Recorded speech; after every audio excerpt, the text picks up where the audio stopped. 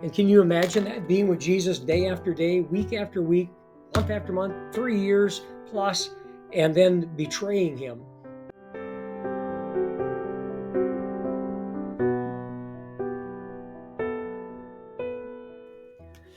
Well, welcome to Just Jesus. I'm continuing a little series on people around the cross. And today we're going to talk for just a few minutes about Judas. And at the Last Supper that Jesus had with the disciples before he went to the cross, he talked about, one of you is going to betray me. And Judas says to Jesus, Jesus says, the Son of Man is to go just as it is written of him. But woe to that man by whom the Son of Man is betrayed, in Matthew 26, verse 24. It would have been better for that man not if he had never been born. And in verse 25, Judas, who was betraying him, answered and said, surely it is not I, Rabbi. He said to him, you've said it yourself.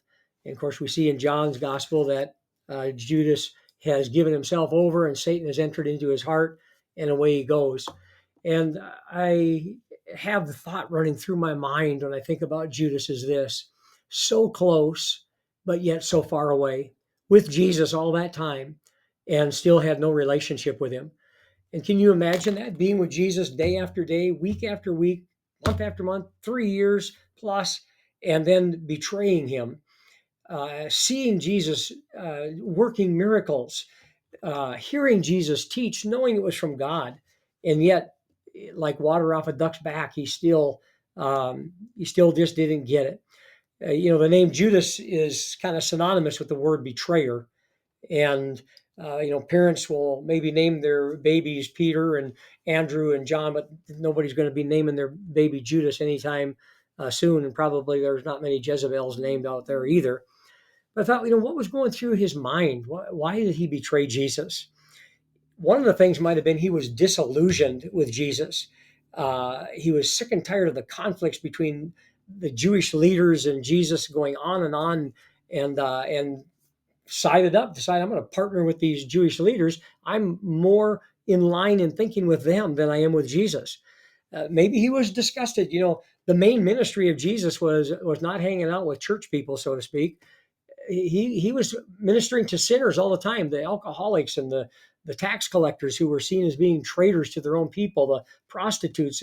Jesus went after sinners. The Son of Man has come to seek and to save that which was lost, Jesus says in Luke 19:10. And maybe Judas got sick and tired of Jesus spending time with them instead of going to the religious people, to the leaders, and befriending them. Instead, you're turning them off and making them angry at you. Maybe he did it for the power. Maybe he did it for the money.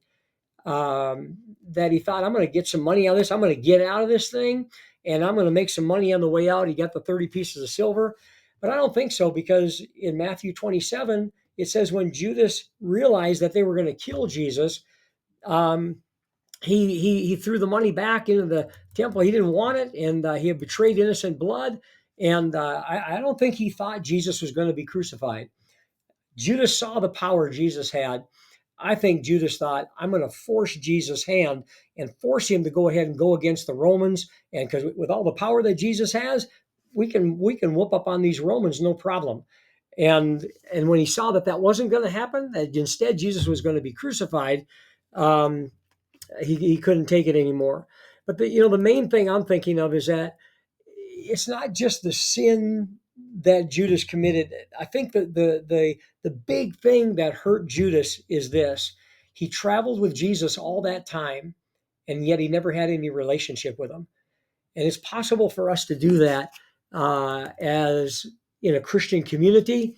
It's possible to get so wrapped up in tradition or in relationships inside the church, or the fun and the fellowship we have, or I love singing the songs and feeling good, all this kind of thing, that we can miss out on actually having a relationship with Jesus. It's one of the reasons why this podcast is called Just Jesus.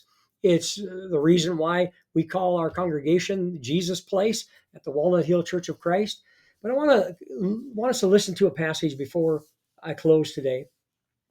The Apostle Paul says, whatever things were gained to me, this is in Philippians 3, verses 7 through 10, through 11.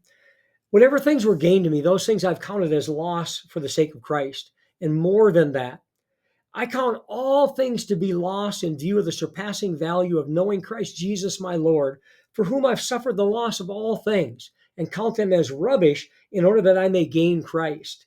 And so Paul says, in view of the surpassing value of knowing Christ Jesus my Lord, not knowing that Jesus could heal people, not knowing that Jesus had good teachings, not knowing that Jesus was a good man, it's knowing him, meaning that I have a relationship with Christ.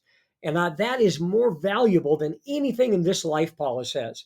To the point, he said that even in the fellowship of his sufferings and being conformed to his death in order that I may attain to the resurrection from the dead. To Paul, bottom line was, when we become a Christian, the idea is not just to be a holy person and go to church on Sunday. I want to develop a stronger relationship and be closer and closer to Jesus.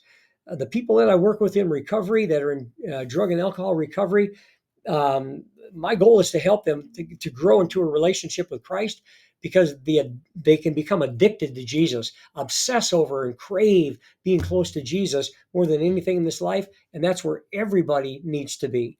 Thank you so much for joining me today. If I can answer any questions for you that you might have.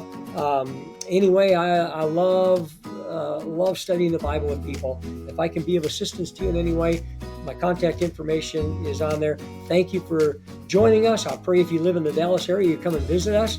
And I pray you have a great day close to the Lord in every way. Thank you for joining me today.